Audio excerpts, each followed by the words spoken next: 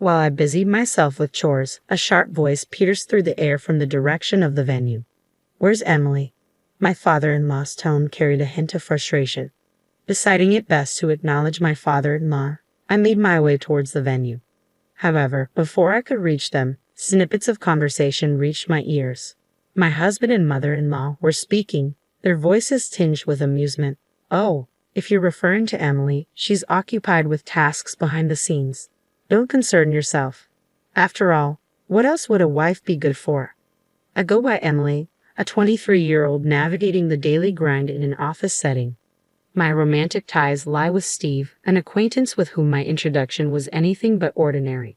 In a twist of fate, our paths crossed through proximity, Steve residing in the apartment adjacent to mine.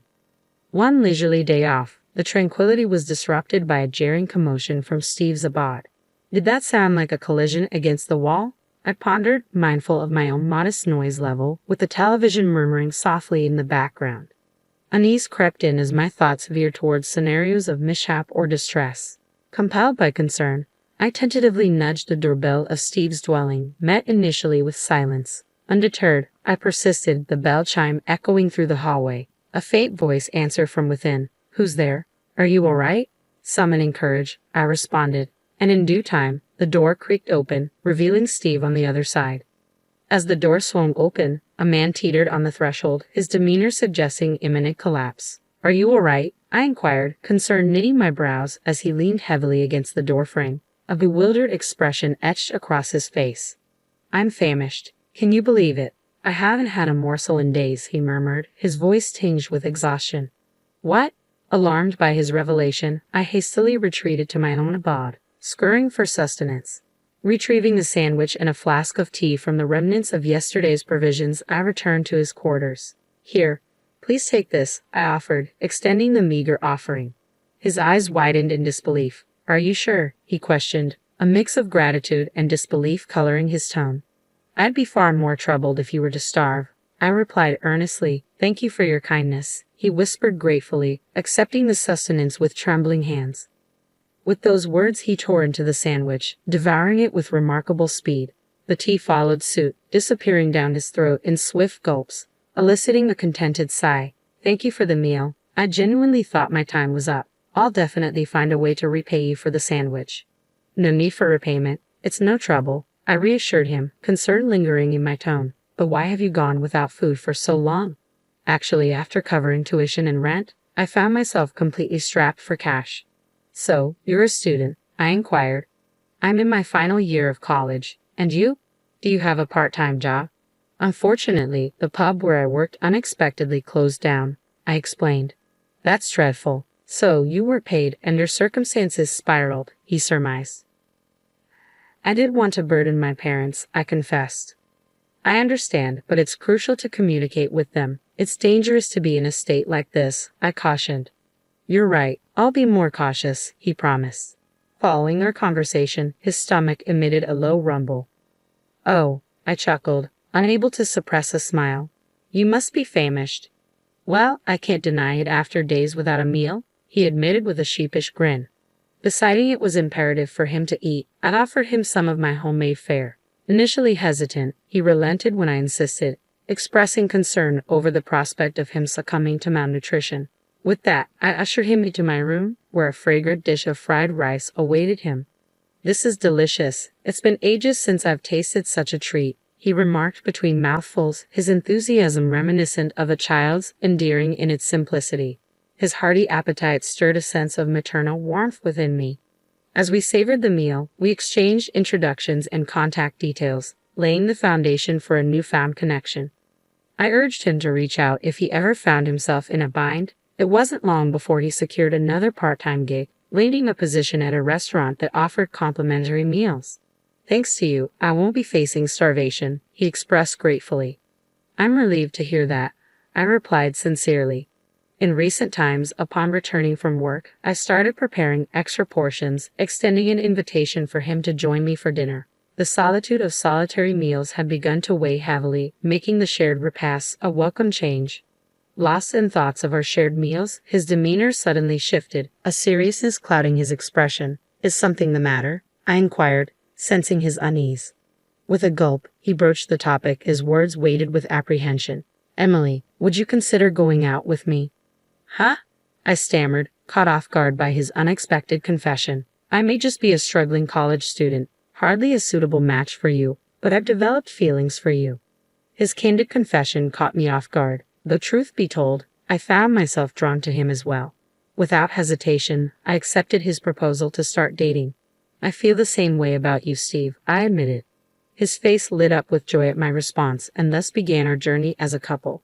We navigated the intricacies of our newfound relationship, delighting in conversations about trivial matters like whose apartment to spend time in, given our close proximity as neighbors.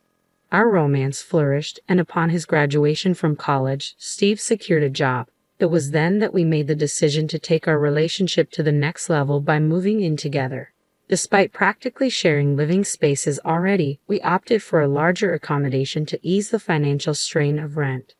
Our courtship persisted, culminating in marriage when I was 26 and Steve was 25. While our day-to-day routine remained largely unchanged post-wedding, one significant shift occurred: the emergence of Steve's mother as my mother-in-law. Previously, our interactions with her had been minimal. However, following our marriage, we found ourselves engaging with her more frequently. Despite her absence from our shared living space prior to tying the knot, she began visiting our home with increasing regularity after the wedding bells had chimed. Emily, have you even bothered to clean this room properly? My mother-in-law's sharp tone cut through the air. Ha! I faltered, taken aback by the sudden accusation. Just look at all this dust. I can't reach those high places, and I don't have the time to clean after work, she continued, her disapproval palpable. What? I'm not talking back, I'm just saying I can only do so much. I defended myself. You're just making excuses. I can't believe Steve married someone like you, she retorted, her words stinging with disdain. Such exchanges had become routine, with my mother-in-law seizing every opportunity to criticize me. With my work schedule dictating earlier departures and returns than my husband, I found myself enduring her relentless haranguing until his arrival. Each day, I diligently tended to household chores, hoping for the solace of my husband's presence to alleviate the tension. What's cooking? I turned to find my mother-in-law scrutinizing my culinary efforts. Huh? Grilled fish, I replied, puzzled by her sudden intrusion. Steve won't be satisfied with that. You should prepare something more elaborate, she declared, dismissing my choice. Mother-in-law, what's going on? I questioned as she discarded the fish I had prepared, tossing it into the trash. I can't believe I entrusted the daily cooking to you. From now on, I'll take charge, she proclaimed, taking me aback. What? If she takes over, it means she'll be here every day. That's not what I want, I protested internally.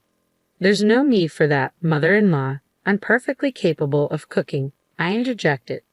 No, I don't trust your cooking. I'll be here to cook every day, she insisted adamantly. Just then, my husband Steve walked in. She wasted no time consulting him on the matter. Oh, you're pitching in with the household chores? Mom, that's fantastic. Please do, he responded, oblivious to my objection. Ha! I exclaimed, stunned by his decision. I can't wait to cook with you, Emily, she chimed in, a triumphant grin spreading across her face. From that point onward, life became unbearable. Armed with a key obtained from Steve, my mother-in-law began to infiltrate our home, eagerly anticipating my return from work. You're late. Don't shirk your responsibilities just because I'm handling the cooking. Start cleaning now, she would bark, disregarding my exhaustion. Even when the house was reasonably tidy, she insisted on relentless cleaning, closely monitoring my every move.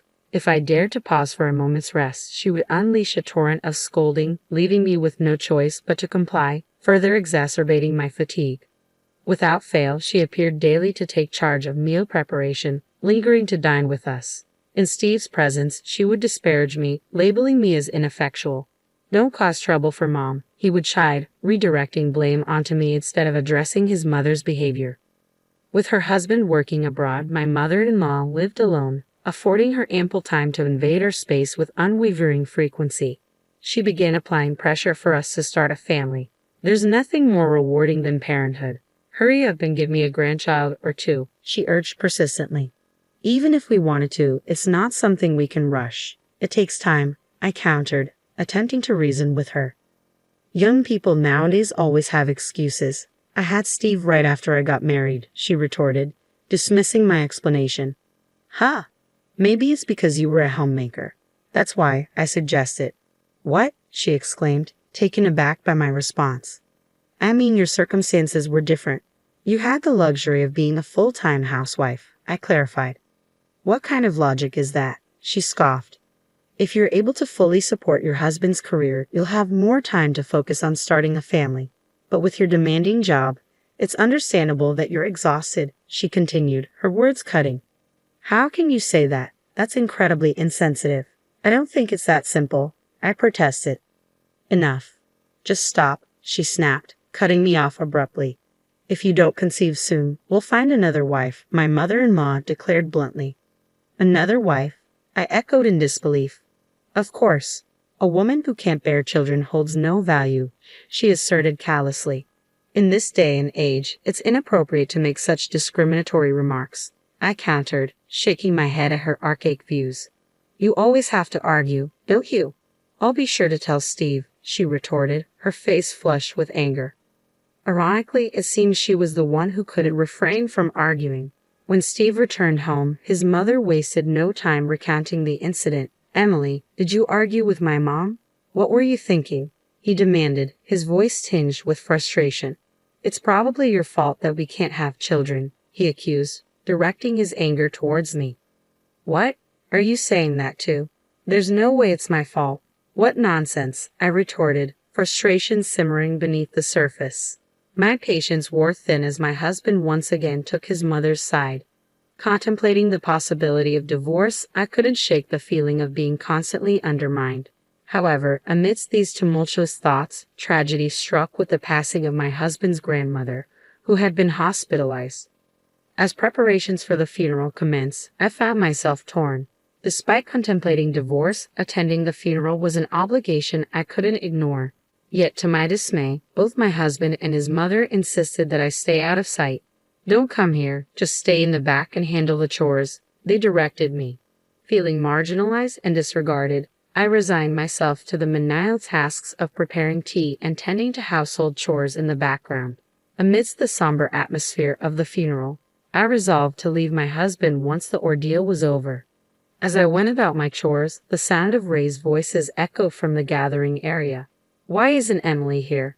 My father-in-law's voice cut through the air, signaling his return from an overseas trip.